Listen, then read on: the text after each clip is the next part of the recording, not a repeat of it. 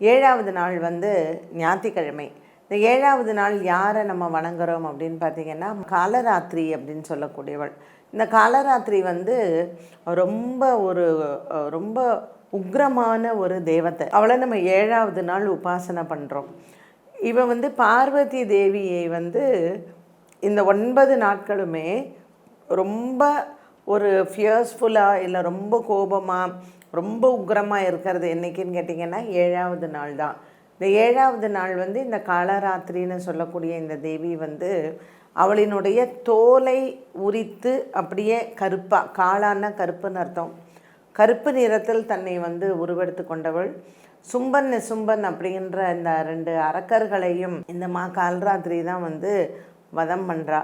அதனால் இவளை இன்றைய நாளில் வந்து ஆவாகனம் பண்ணி இவளை வணங்கிறது ரொம்ப சிறப்பு. ஏழாவது நாள் காலராத்திரி.